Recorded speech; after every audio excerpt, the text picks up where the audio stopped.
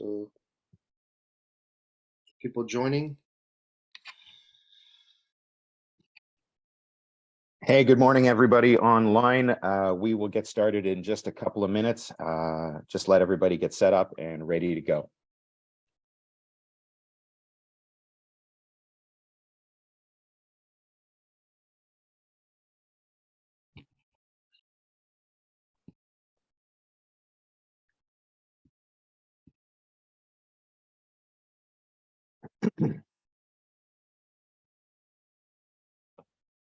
Get going in 30 seconds.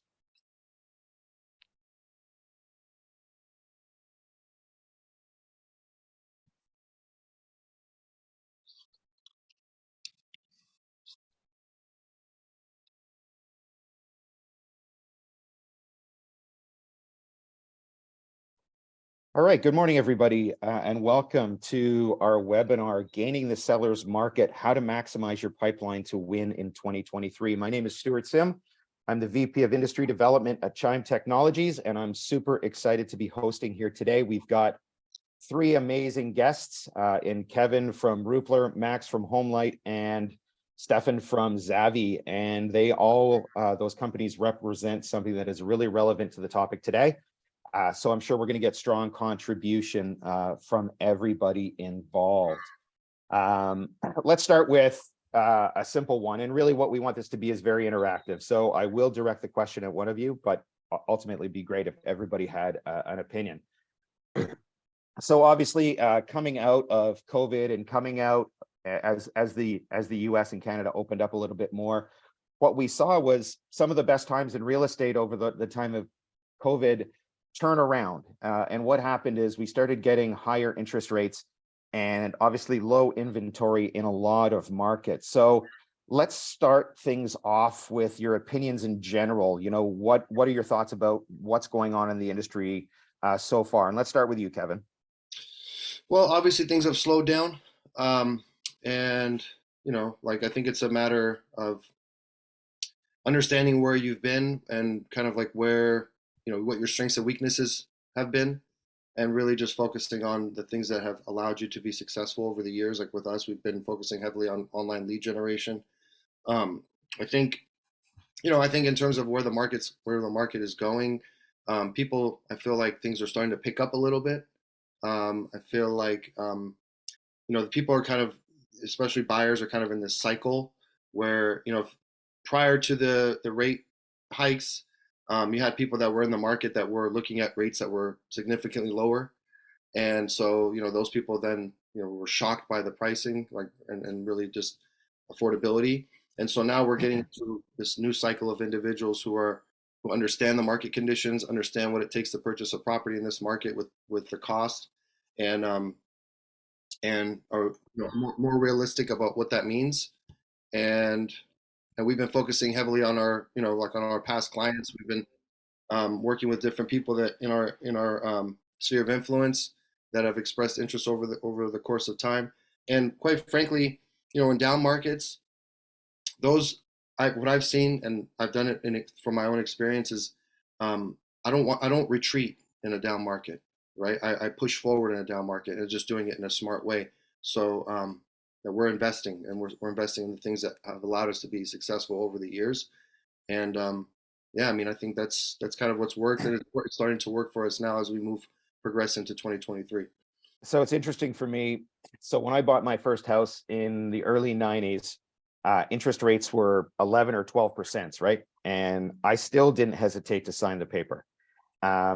So there's this perception, obviously, that rates are really high right now, but the reality is they're really not crazy. They've just come to, let's say, a point that is stable versus, what we experienced during COVID, which was very little, and to what I'm talking about early in the 90s. So how do you convince a customer or someone buying or selling a home that it's really not that bad? Well, I don't know if it's like a matter of convincing. I think it's first, I mean, there's a need. Like, we have to find the need and the motivation, and just historically looking at interest rates, that they've always been up and down, right? I mean, there's been some very serious action taken by the Fed over the last 8 months, right? Mhm. And so like we're talking to a lot of people about doing 3-2, 3-1 buy downs, 4-1 buy downs, 2-1 buy downs. I'm actually personally buying right now. I feel like it's a good time to buy, and rates are going to come down. Like it's not. I mean, I don't have a crystal ball, but I feel like this is not sustainable for a long period of time, long term. Um, so if we're anticipating rates coming down, if I can pick something up, if I can get it at a lower rate with a 3-1 buy down, or even if I can get in maybe at a little bit higher rate, but I know I'm getting a good deal on a property, I'm going to do well in the long run. So that's kind Right. of what we're talking to our customers and then sharing that information with our clients. So Awesome. Good stuff. Stefan. Yeah, give you my perspective on that from Zavi. I mean, true, rates are not unbelievably high, but nevertheless, it's a tough market, as everybody knows, and it's kind of rotten for everybody. It's not good for sellers, not good for buyers, not good for agents and brokers, not good for tech companies either. What I'd say is an interesting aspect of this, and what we do at Zavi, our platform connects brokers and their clients with all the new solutions for selling and buying. So that's iBuyers, power buyers, listing concierge, homeownership accelerators, and so forth, is the way that all those solutions have sort of adapted to the new market conditions. So, great example of that.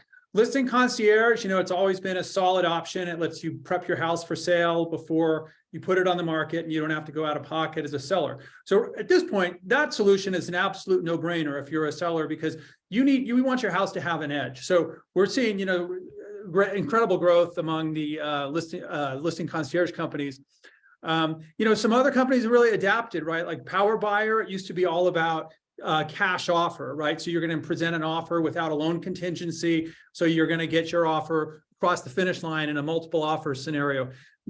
We really don't see that much competition for listings right now, but cash is still king. So now you can save a little money by making an offer without a loan contingency. And if you're buying and selling, that Power Buyer Modern Bridge program, that's actually become far more common. So, those are just a couple examples. And I will throw in one other, instant offers. Everybody still wants instant offers. People at least want to look at how much a cash offer could be. If you're not aware, those instant offers have really kind of dried up. The iBuyers have pulled back. Other institutional buyers have really pulled back. It's just plain harder to get a cash offer now than it was 6 months ago. But there's some interesting solutions, cash out equity solutions. They'll give you 80% of the value of your home now and 20% more when your house sells. There's just some other cool stuff like that. So if you know how to find these offers, they're out there. So overall, what I'd say is there's solutions out there, kind of cool techie stuff if you know how to find it. And by bringing those solutions to your clients, you can catalyze a conversation. Your client might not take that solution, but at least you get them talking about selling and buying. You're bringing them value, of course. You're positioning yourself as a trusted advisor, and that puts you in a great position to get that business whenever the time is right. So that's how we see the market and the current challenges. Great. So, I'll ask Max this next question. And, I know, Max, with HomeLight, you're deep into that side, and we'll go into the iBuyer, Power Buyer stuff in a minute. But let's talk.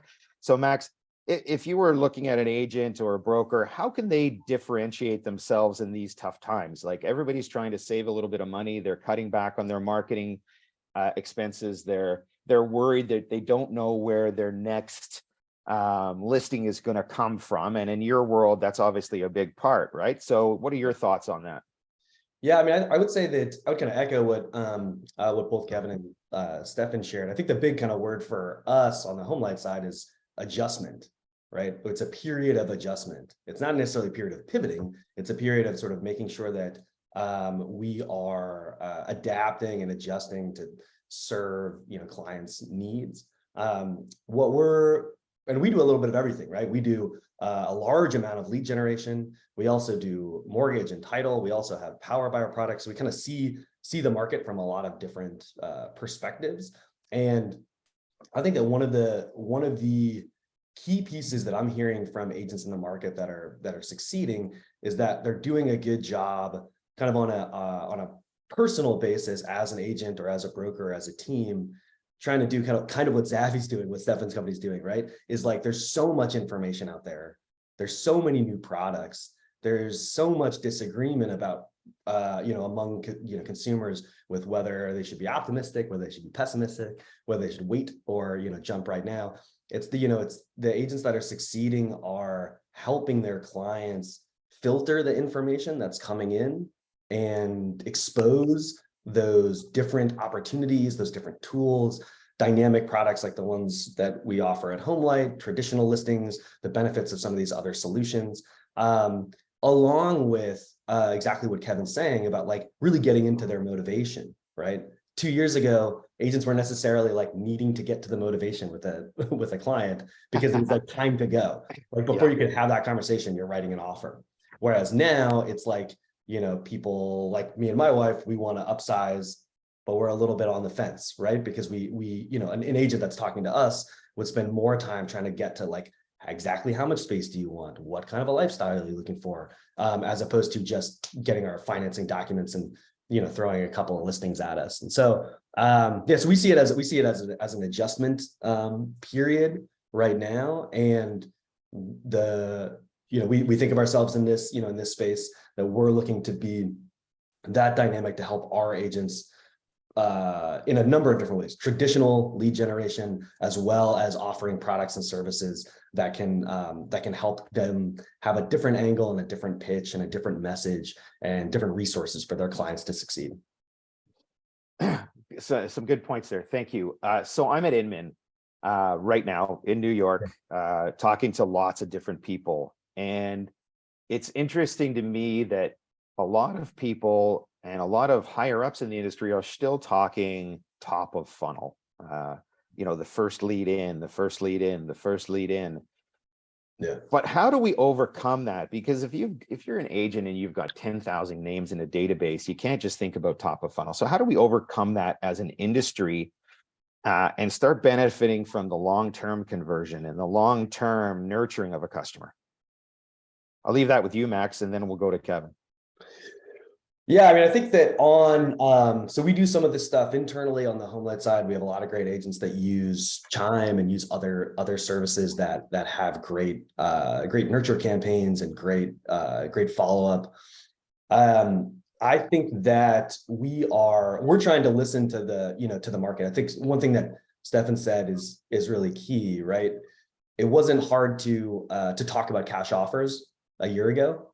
Right. Everybody was thinking about that. The majority of our power buying scenarios were pure buyer-oriented cash offer products. That's completely flipped over the past 12 months. But a lot of the reality of those products is that they still are effective. Cash does actually lower the price point of what buyers are purchasing because they can make a stronger, more competitive offer even right now. Right. And so I think what part of the challenge that agents have, that companies like us have, is how do we adjust and improve our messaging and the way that we are communicating with clients to convey the truth of the matter, right? It's a perfect example. Clients are still winning lower offers with cash, but it's not something that they're asking their agents about. It's not something that agents are necessarily driving their consumers towards. And so what we need to do is figure out how we can convey the reality, the real data that we see in the market to consumers to help them understand that it is actually a good time to purchase now, that there are actual resources that are going to give you a better experience. And so we're on the HomeLight side, we're working on that. We are adjusting our marketing collateral, adjusting our sales pitches to better communicate the reality of the situation in a way that clients are able to appreciate and actually consume. Interesting. So Kevin, Yeah. Roopler's a more traditional lead model, right, that we've seen through the years, whether it's Realtor.com or the Zillow product. But what I'm listening to and what I'm hearing in the marketplace is there's a deficiency in seller leads. So, and that's really one of the main topics of this. So how is Roopler managing to deliver continually in the market with really strong seller lead products or other lead products? Yeah, well, I think starts with what you kind of said earlier is the nurturing thing, right? You were talking about there's a lack in that, right? So I feel like with that, it really just comes down to the basics. Like it's like systems, having a strong CRM platform, and then having good processes. And then when you talk about top of funnel, there's a lot of work that happens between top of funnel and bottom of funnel, right? Yeah, Lot massive, right? lot of work, a lot of time, a lot of money, and if you don't have the systems and tools in place, it's very challenging. So what we've done with Roopler is we've actually also adjusted the product too, and had to make adjustments due to the market. And it was, something that I think would have happened eventually anyway, which is, and this is kind of to answer the question, is you cut in line. So I'm going to pay to cut in line to go through all that noise and pass through all that noise and that top of funnel noise and process and everything. Just go straight to the source. And so that's what we've been doing is we've been providing seller appointments. So we actually book the appointment for you. So you don't have to go through all that, top of funnel, call again, nurture, follow up, call again 15 times. NAR says you have to call 13 times before you connect with a lead, blah, blah, blah, all these things, right? So it's, we just go straight to the source. So it's like, there's two things in real estate and in business. It's either I have time or I have money, right? So if I don't have the time, I'm going to spend the money. If I don't have the money, I'm going to put in the time. Or if you could do both. But if you want to get straight to the source, and a lot of the top brokerages and teams and most successful people are willing to invest in their business. And that's personally what I've been doing in my own brokerages, but also, obviously providing that as an option now with Roopler. And again, it's scary because the market conditions, right? But everybody, we hear it all the time. It's like when you want to push when everyone else is scared, you want to push when everyone else is folding back. It's really easy right now to like go into a shell. But again, this, Stuart, like in tough times, it's like my opinion is I want to push. I don't want to retreat. So just be smart about it. But, so that's kind of the thing that we've been doing. And agents and brokers have found a lot of success, just straight to the point, book the appointment with the seller, meet the seller, get the listing. So it's working. Well, that's good. I honestly, I didn't know Roopler had shifted. So that's great information for me, because that is for me one of the really key topics right now, and one of the things that we can talk about next. So let's talk about the iBuyer, power buyer philosophy, and how they're going to grab a bigger share of the market. Now, I think there's a huge opportunity because agents are scared right now of what's happening in the marketplace. They don't know where that next opportunity is going to come from, or listing is going to come from. But companies like HomeLight, like Zavvy, like some of the other iBuyers or power buyers that are out there are bringing those leads forward. Yes, it is a little bit costly, but let's go deeper into that. So, Stefan, let's go. Yeah. So as I said before, it's just plain harder to get an instant cash offer right now than it was, 6 months ago. It's worth remembering the first half of last year, iBuying was at its absolute peak, doubling the pace of 21, when iBuyers actually bought over 1% of houses in the country. I mean, that's extraordinary. And I think a key point to keep in mind, which related to that, is there's still just a ton of consumer demand for instant offers. Despite the iBuying slowdown, and when I say iBuying, I should include all the institutional buyers, flippers, other investors. Despite all the slowdown, it's still our number one most requested category of solution. It's about 40% of all the solution requests we process each month. Consumers still really want this. And really interestingly, here's some hot data for you, Stuart, kind of a scoop. We just looked at our numbers from Q4. The acceptance rate on instant offers, which had typically been in like the 3% range, 3 to 5, it shot up to 8% in Q4. So folks who are getting instant offers, they're kind of psyched, and they're like, wow, the market's tough. Maybe I ought to take this offer, even though the price is not what it used to be. It's more like a 90% of market rate, where, it's definitely not the 107% we saw in 2021. But people are taking them. So anyway, consumers still really want iBuyers. And the other thing that's relevant is they're not going to take the offer, but it does move them down the path to complete a transaction, right? So what we tracked is 49.8% of people who requested an instant offer or other solution through our platform wound up being a closed transaction. So half, 50% conversion rate. Only about 2.7% of those people nationwide, not through our platform, but nationwide, mind you, actually used one of these new solutions. We call them modern marketplace solutions. So clearly, if you are bringing solutions like iBuyer, Power Buyer, and the others to your clients, it is a great way to get deals done that otherwise might not have happened. And I think, it really goes back to, the essence is educating your clients about the opportunities that are out there, specifically financing opportunities that can help them navigate the market that we're in today. And, that will apply to whatever the market conditions are later in this year or at any point, really.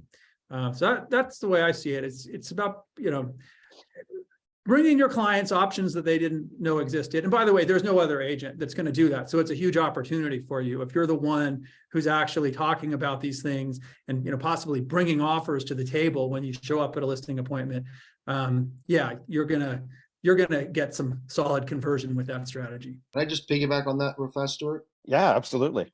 So I think totally agree with Stefan. I think it's like agents now need to really, and this is kind of what you're saying, I think, is like we need to be solution providers, right? More so solution providers than just just real estate agents, right? So it's like going above and beyond, providing those solutions, like you said, the investors, if you have local investors or connect with companies that do that, great. Also, we've worked with companies that do renovation prior to properties being listed on the market, pay for those renovations before, and no money out of pocket by the seller until close of escrow. Just really going above and beyond. If we have a lot of people that move from across the country, so we work with like furniture providers, like car rental companies, and different things, resources, right? Like I want to be like wedding planner. I want to be able to answer every question for the client, so they don't have to go anywhere else outside of coming to me. So, and that just gets me closer to the transaction and providing at the same time outstanding service. So I totally agree with you, Stefan. It's really just a solution provider, service provider / agent / consultant / everything. So / wedding planner. So it's just I think that's what it's going to take to really be successful. Hey, So, tech so just Max, sorry, go ahead, I was Steph. just gonna say, tech continues to change the way all of us work, and agents who can embrace that are doing better. That's what we see, especially the younger agents. They jump on this stuff, and they don't know any better, and they're selling a ton of real estate. Yeah. So Max, I haven't forgotten about you, and I think this is a really important question for you, and I'm going to expand on it a little bit, because what happened in COVID is the consumer became so much more educated on programs like HomeLight or some of the other ones that are out there, and they're spending much more time evaluating the situation from their perspective. How does it look like that? So you have a direct connect with the consumer, and then there's a pass off to an agent. So kind of expand on that. Yeah, so we have kind of different channels through which we connect with consumers. So one of them is by traditional lead generation, SEM, SEO, omni-channel marketing, where we have scenarios where a client comes to us interested in real estate, a real estate transaction in general, and we work on navigating what they're actually looking for, what their motivation is like. If they're interested in, for example, our buy before you sell product, if they're a seller that's coming to us in one of our service states, they're interested in also purchasing a property, we can talk with them about that dynamic, power buyer product. And if they are interested in moving forward with that, we can then connect them with one of our agents that's been trained and certified in that product. We also work directly with agents where they're doing their business in the field. They're presenting listings. They've learned about your buy before you sell product. They talk to a consumer, say, I can list your property traditionally. This is kind of what that looks like. Here's some CMAs. I also work with this dynamic company that can help you tap into the equity that you have in this property to be able to make a non-contingent offer on your next home, and schedule that so there's no intermediate time, and you're still listing your property and selling it for full value, right? With the agent with me, the agent that you know and love. Yep. And so we see both the sort of consumer side of that, as well as the working with agents directly on that on that piece of the on that side.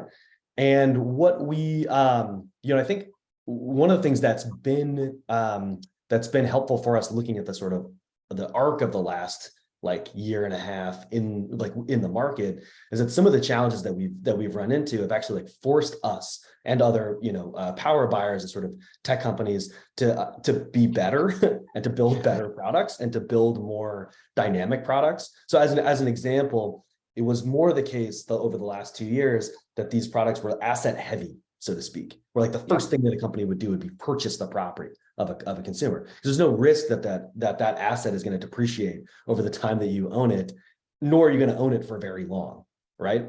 And so what we've done with our buy before you sell product is actually structured it such that purchasing the property up front is not what we're focused on. We're focused on helping get them into their new property, and then only come in with a backup offer if we need to long term. Now, a byproduct of that shift is that we were able to, because it's an asset light product, we're able to actually expand our buy box and take into consideration more properties in more geos in more circumstances. And the reason I bring that up is because part of the I think part of the agent experience with these products, I know Stefan knows this like acutely, is like there's so many nuances and there's so many options for them. Trying to navigate which ones are the right fit for the right client is a huge challenge. So what Zabby's trying to solve for, what we're trying to solve for, just ourselves kind of in-house. But that specific kind of challenge of the market overall, that kind of crunch a little bit, has actually forced us to build a better product that can actually serve more consumers and be more kind of sustainable for us, as a company, and just easier for our agents to present. Now, in your opinion, is there a fear? So on that buy product, if you're buying homes and let's say you're holding them longer than 90 days and the interest rates are shifting, is there a fear on that side of the business, or is that something that's just part of doing a business? I mean, different companies approach it in different ways. Like our buy before you sell product is oriented towards a traditional listing. It's actually built, like the whole kind of concept is built around a traditional listing. It's just unlocking a down payment loan, an interest-free bridge loan, basically for that consumer to get them into their new house and drive a much more convenient experience. I think some of these, something that's like helpful to know is like that a lot of these different sort of products are trying to solve for different things. In some cases, they're trying to solve for convenience. In some cases, they're trying to solve for price. In some cases, they're trying to solve for a couple of those pieces kind of all at once.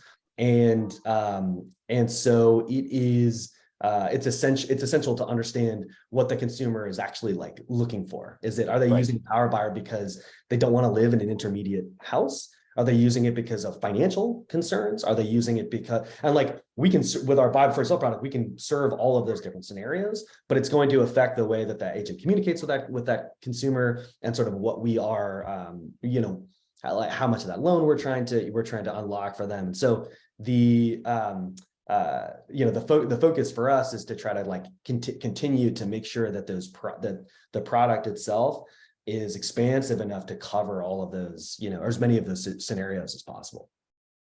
Interesting. Thanks for answering that.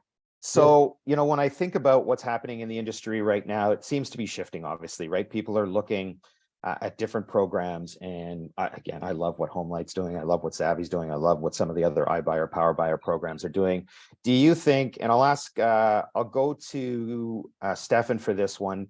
Do you think programs like OpCity and Flex, coming from traditional companies like Realtor.com and Zillow, can remain competitive in this kind of industry set? Mm-hmm. Yeah, absolutely. I mean, I think they can remain competitive. I'm trying to connect the dots from your question over to what I see specifically in the marketplace, because both those businesses are super strong and they make a ton of sense if you're an agent. I think the key there is, those are really agent-centric programs that are built for, professional agents who serve their clients well and sell, a lot of real estate. I think those models can be complementary with platforms like HomeLight and like Zavvy, because agents who are in those programs are going to need tools. And I don't know who's going to, it could be anybody providing the tools, right? Maybe, Zillow is going to provide, who knows? I mean, but the tools are still going to be valid. And as long as, I think the key is the agent's at the center of the transaction. I mean, that's one common denominator, with what Max is talking about. Agents staying in the center of the transaction. They're going to serve their client. They're going to bring the client the tools that they need to get a deal done. And so I I'm bullish on all that. I would add, Stuart, I think that, like, at least what I've seen over the last 12 plus years in the industry is a shift away from leads being charged upfront and more towards conversion-based economic models, right? I sure hope so. That dovetails exactly with what Stefan's saying, right? Like, more of these, certainly those business models are strong. I think what I seem to be seeing is that, like, more of those groups are trying to tap into different pieces of the conversion, so to speak, whether that's lender co-marketing arrangements, where there's a mortgage piece that's attached to the lead that tries to create a stickier relationship with that opportunity as it passes along from the consumer, from that company to the agent. Or with products like ours, like I was saying, like, we will literally talk about one of these products with a consumer prior to even introducing it to a real estate agent. We're doing that because we think that's it's a good fit for that client, but also it's a tool to help that that conversion number, right? And so I think that what I would expect to see long term, as more of these options become more sort of crystallized, as more of these products become more mature, that they will be sort of folded more into the entire lead ecosystem process, whether that's like leads that are coming in from a company going out to an agent with some kind of a product or program already attached to it, or that's being offered deeper down the funnel to help those agents convert those opportunities. But that there's an incentive, I would imagine, for those large lead generation firms to continue to work on improving conversion down funnel long term for those consumers, because they're getting their revenue by and large sort of increasingly based on that actual conversion. And so the more that they can do to drive conversion, the better it's going to be for those organizations. I think for agents, it's absolutely like a must to connect with companies like OpCity, like any kind of referral company, HomeLight, any company, any lead gen product that I can get for free, that I don't have to pay for, and I just do a referral fee on the back end. I love those, right? For the company though, way more risky in a market like this versus a market 6 months ago where deals are closing left and right. Now you're counting much more on an agent to go perform for you. Your business model is so heavily reliant on agents. That's why you're starting to see those companies start to partner with big teams. They're foregoing the individual agent.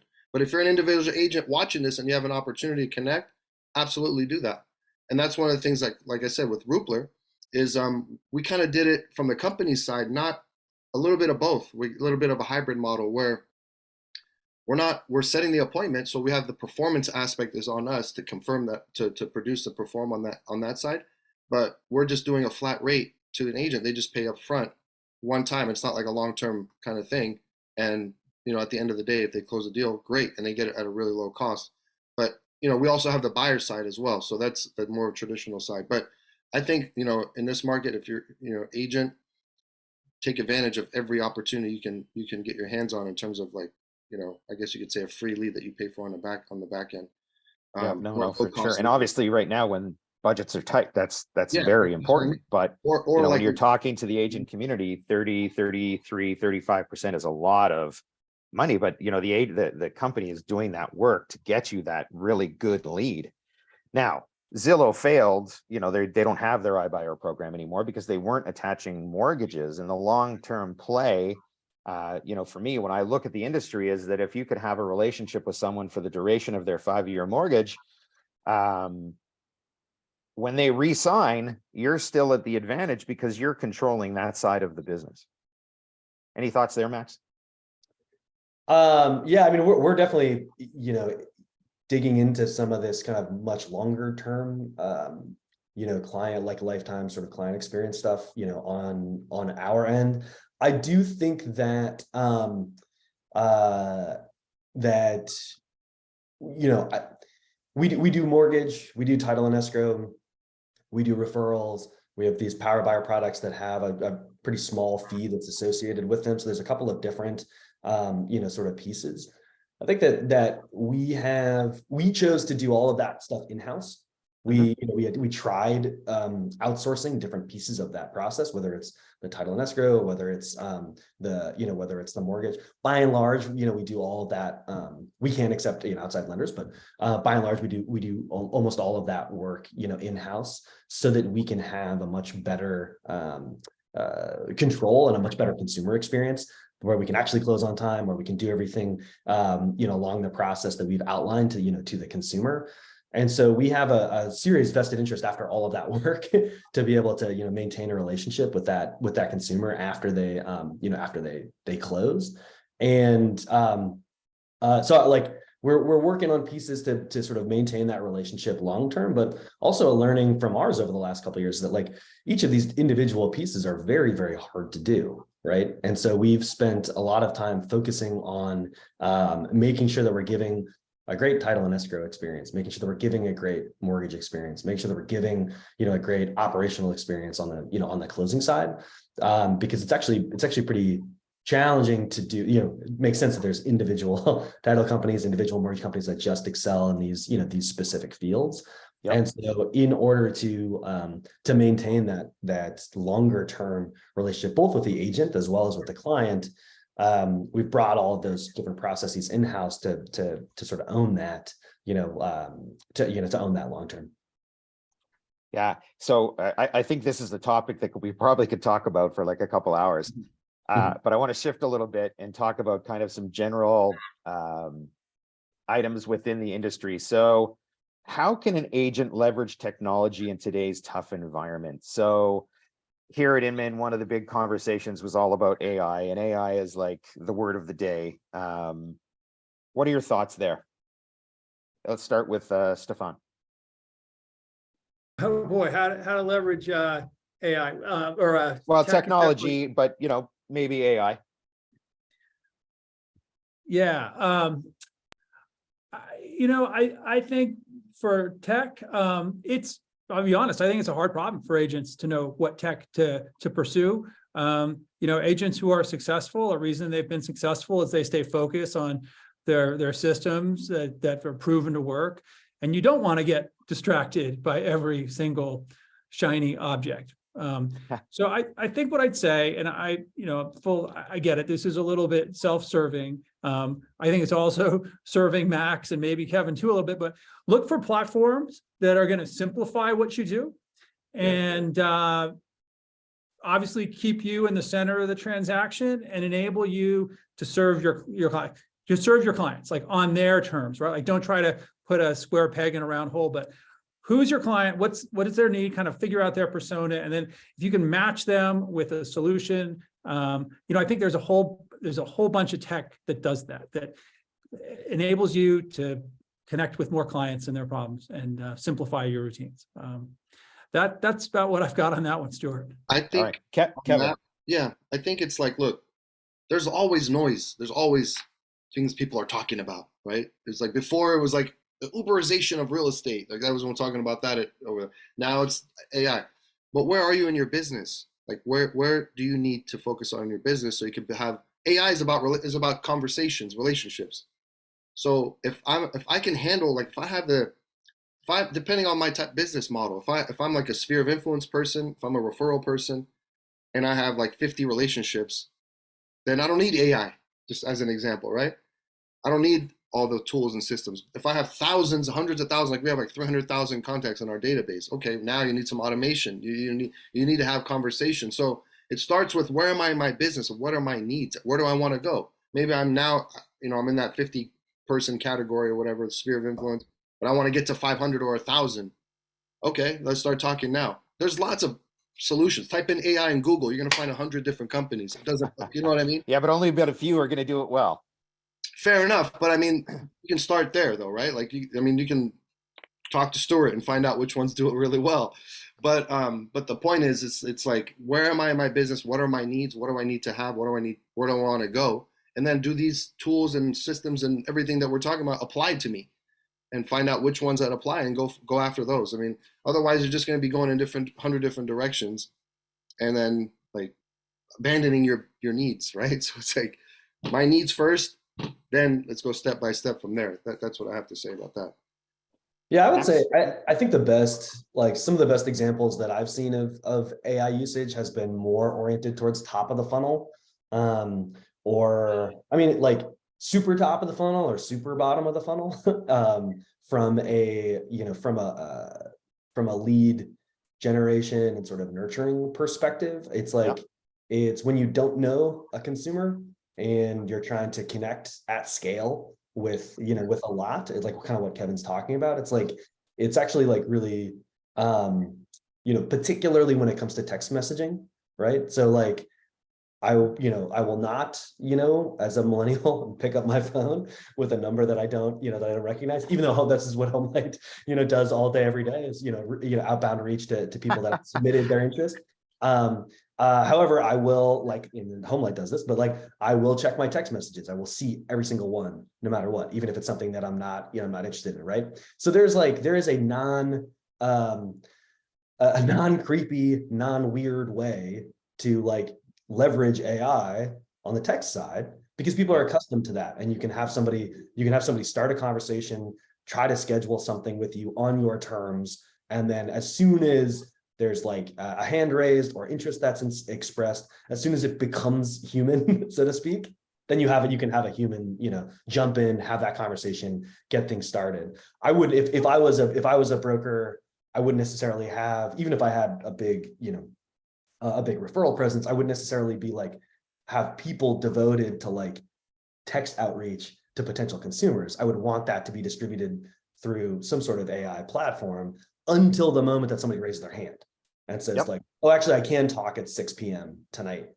And then it's like, as soon as that happens, then I have a human, person sort of stepping in. So the most practical applications that I've seen that have been like really effective in terms of driving higher conversion have come in like these very specific situations where, to be candid, I think Kevin would agree with this, like you have the right personnel on the back to actually service that, where it fits the business model that you already have. But yeah, by and large, it's at scale. So we're doing some sophisticated texting work on our end, because we're generating hundreds of thousands of referrals top of funnel per month. And so like, that makes sense for us to invest in that. Whereas, it may be different for a broker, who has 15 agents or even 50 agents, but they're not necessarily at that level on the lead front.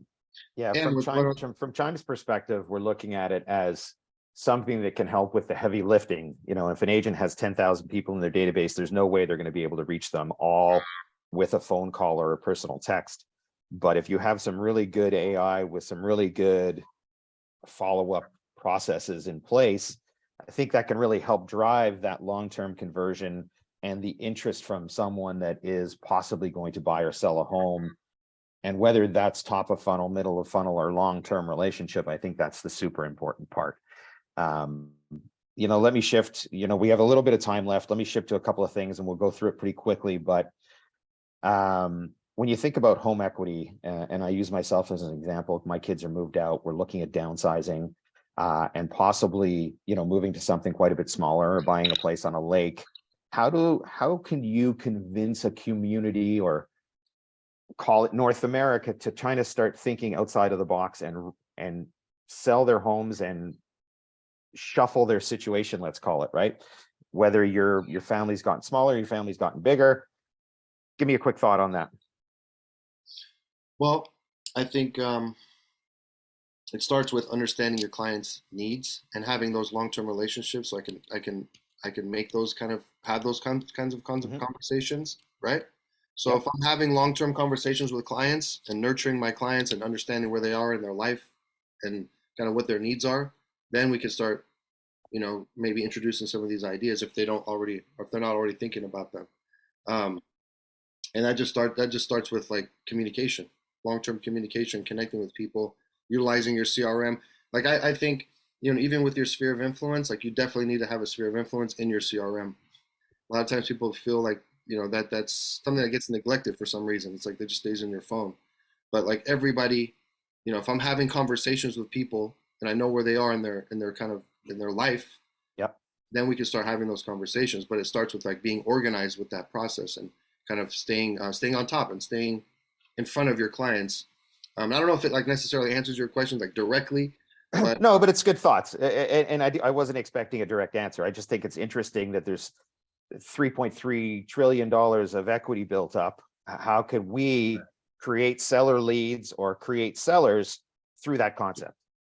I would say like one of the ways that I've heard, top brokers and top teams, talk about this is like and it's kind of echoes what Kevin is saying, but at least on the power buyer side, these products, ours as well as many others, are like the purpose of them is from talking to clients about their ideal path, right? Like, what do you want? I want to sell my house for the highest value and move into a new house that I want to live in that I don't have to overpay for, right? And so like talking to a consumer about like, what's the ideal? So the ideal path for you is to sell your existing property for the most value, move to a beautiful place on the lake, and you want to not have to rent in the intervening time, maximize your value on the sale side, and minimize the cost on the new purchase. And so like talking a consumer through and understanding from them what their ideal path is the most important thing to them. The convenience is the most important thing to them.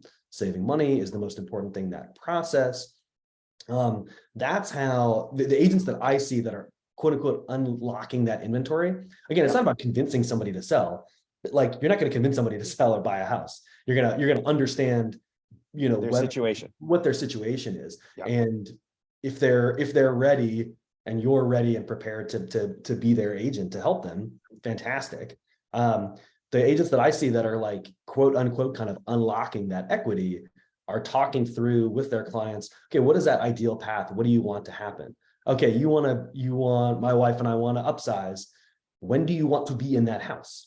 Like, is that now? Is that in 6 months? Is that, so what are the tools and what are the solutions that are going to best serve you to get there? If you want to do that on this time frame, it might be this product. If you want to do this on that time frame, it might be that product, right? And so I think that so the way that I think about that sort of concept of unlocking that inventory or trying to it's not about create sellers.